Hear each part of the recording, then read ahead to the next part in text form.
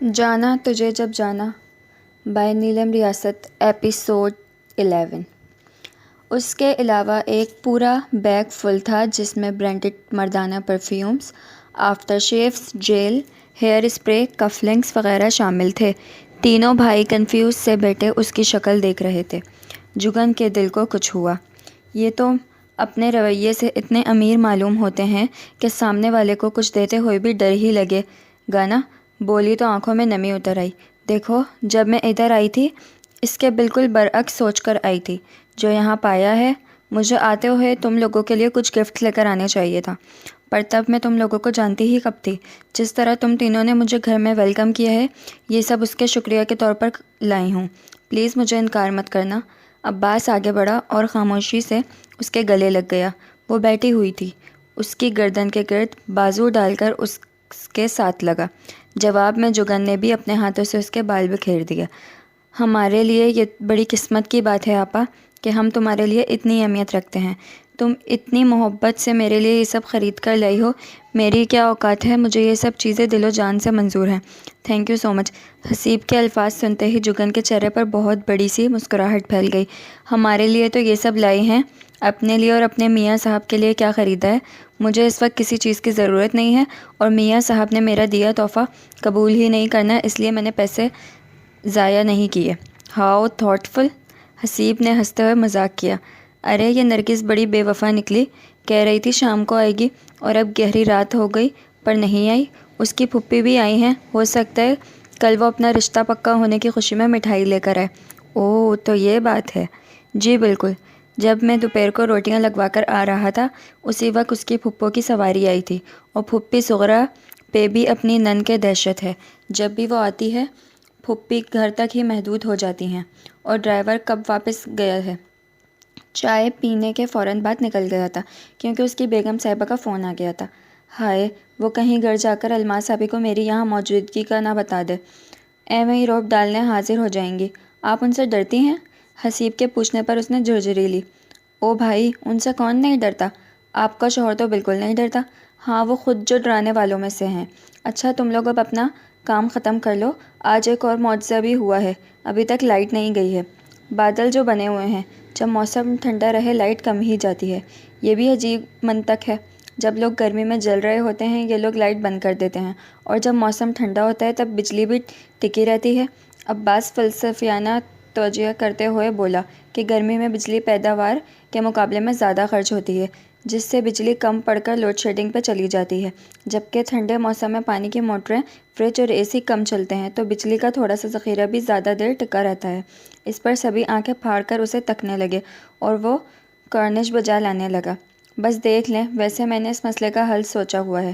بھائی سے سرمایہ مانگا تھا جس پہ انہوں نے کہا بس کچھ عرصے کی مہلت دے دو، پھر جتنا بھی سرمایہ چاہیے ہو مل جائے گا۔ حسیب کی بات پر اس نے بیگ سمیٹتے ہوئے مصروف انداز میں پوچھا، کون سے بھائی نے کہا ہے؟ اپنے ون اینڈ اونلی تاشفین بھائی، اور کون؟ حارث بھائی تو بیچارے خود ڈیپینڈنٹ ہیں۔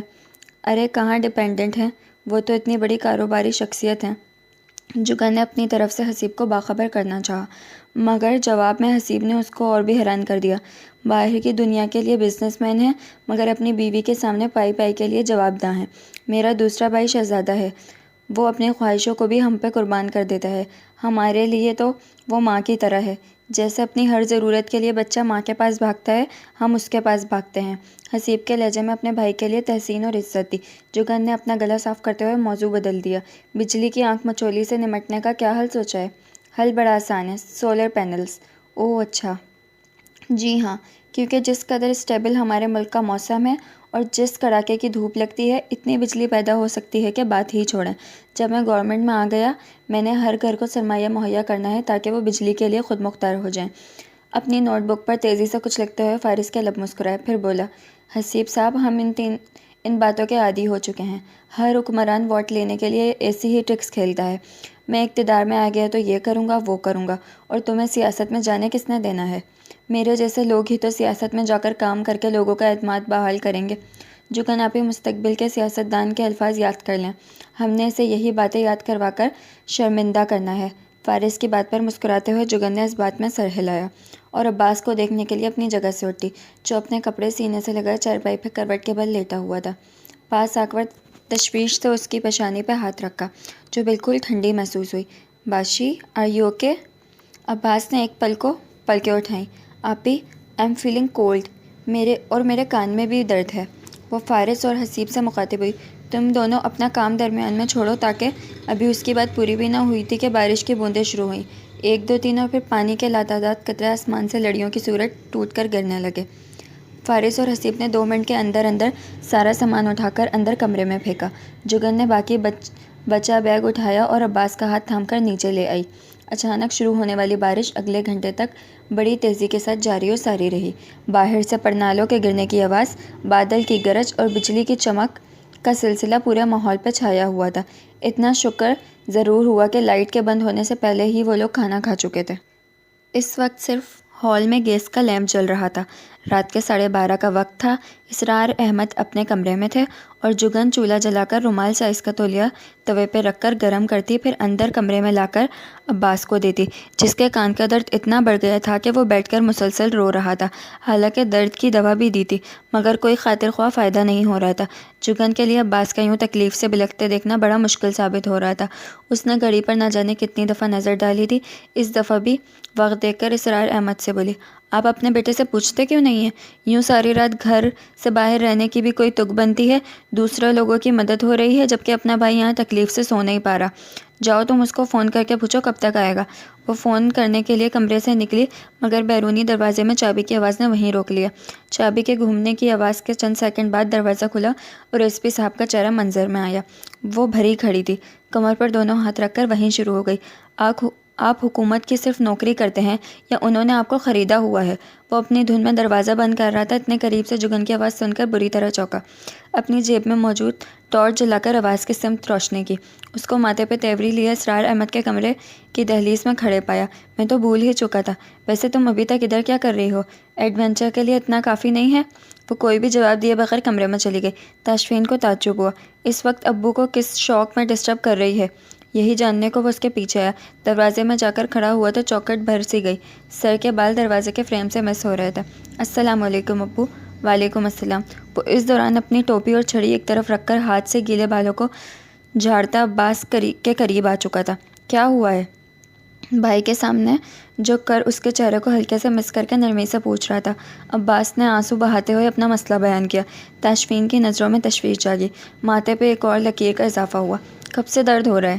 اسرار احمد اور جگن خاموش تھے۔ سوال چونکہ عباس سے ہو رہے تھے اس لیے جواب بھی وہی دے رہا تھا۔ شام سے درد ہو رہا ہے، پہلے کم تھا اب زیادہ ہو گیا ہے۔ آپ ہی نے دوا دی تھی پر آرام نہیں آ رہا، انفیکشن ہو گیا ہوگا۔ مجھے پہلے فون کر دیتے تو میں ڈرائیور کو واپس نہ بھیجتا۔ خیر تم 2 منٹ انتظار کرو، میں کپڑے بدل لوں، پھر کوئی حل نکالتے ہیں۔ اس نے اپنے ہاتھوں سے عباس کے آنسو صاف کیے اور اٹھ کھڑا ہوا۔ اسرار احمد نے اس کو ہدایت دی، کپڑے بدل کر پہلے کھانا کھا لو، ویسے بھی اس وقت کوئی ڈاکٹر ملنا مشکل ہے، صبح تک انتظار کرنا پڑے گا۔ میں فون کرتا ہوں اگر گلزار آج ڈیوٹی پر ہوا، نہیں تو کہیں بھی ایمرجنسی میں لے جاتا ہوں۔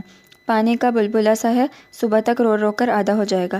مزید کچھ کہے بغیر اپنی ٹوپی اور چھڑی اٹھا کر وہاں سے نکل کر اپنے کمرے کی جانب چلا گیا۔ اس کے جاتے ہی جگن نے پریشان نظروں سے اسرار احمد کی جانب دیکھا اور سرگوشی میں بولی، انکل میرے اوپر فاتحہ پڑھ لیں۔ اسرار احمد کے منہ سے بے اختیار استغفار نکلی۔ سچ کہہ رہی ہوں، وہ اپنے کمرے میں گئے ہیں، وہاں سے کتابوں کو غائب دیکھ کر میری ہی شامت آئے گی، مگر اس کا اندازہ غلط نکلا۔ 5 منٹ بعد وہ نیوی شرٹ اور خاکی ٹراؤزر میں واپس آیا، ہاتھ میں گاڑی کی چابی تھامی ہوئی تھی۔ فارس لوگ اپنے کمرے میں کیوں نہیں ہیں؟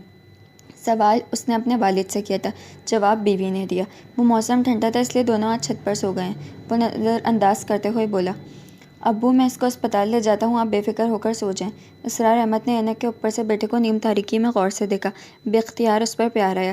پچھلے کئی سالوں سے وہ اپنی ذات کو فراموش کر کے دوسروں کے لیے جیتا آ رہا تھا، ان کے دل سے اس کے لیے ہمیشہ دعا ہی نکلتی تھی۔ اپاہج ہونے کے باوجود ان کے بیٹے نے کبھی ان کو اپاہج محسوس نہیں ہونے دیا تھا۔ ان کے لیے خاص ریموٹ کنٹرول وہیل چیئر باہر سے منگوائی تھی جس کی چوڑائی ان کے عام دروازے سے زیادہ تھی۔ تاشفین نے سب کمروں کے دروازے چوڑے کروا لیے تاکہ وہ بغیر سہارے کے ہر جگہ آ جا سکیں۔ عباس بستر سے اٹھ کر تاشفین کے ہمراہ بیرونی دروازے کے جانب بڑھا تو جگن بھی اس کے ساتھ تھی۔ میں بھی آپ کے ساتھ جاؤں گی۔ جگن میں اس وقت بحث کے موڈ میں بالکل نہیں ہوں، پہلی اور آخری دفعہ کہوں گا، پلیز بیک آف۔ دیکھیے آپ مجھ پر روب ڈال کر حق کی آواز بند نہیں کروا سکتے۔ شام سے عباس کے پاس میں ہوں، آپ نہیں تھے، اس لیے اصولی طور پر میں اس کے ساتھ ہی جاؤں گی۔ وہ ڈٹ کر اس کے سامنے کھڑی تو ہو گئی، مگر اس کی جانب دیکھنے کے بجائے دیکھ عباس کو رہی تھی۔ آدھی رات کو میں تمہیں ساتھ لے کر گھر سے نہیں نکلوں گا۔ میں آپ کے ساتھ نہیں، عباس کے ساتھ جا رہی ہوں۔ بھائی آنے دینا آپ ہی کو، تم تو چپ ہی رہو، وہ عباس کو گھور کر بولا اور قدم آگے بڑھا دیے۔ جگن بھی ساتھ چل پڑی۔ عباس اور جگن دروازے سے نکلے تو تشفین نے ماتھے پر تیوری لیے دروازہ لاک کیا اور لمبے لمبے ڈگ بھرتا آگے نکل گیا۔ آج کے لیے اتنا ہی، نیکسٹ ویڈیو میں ملتے ہیں۔ اللہ حافظ۔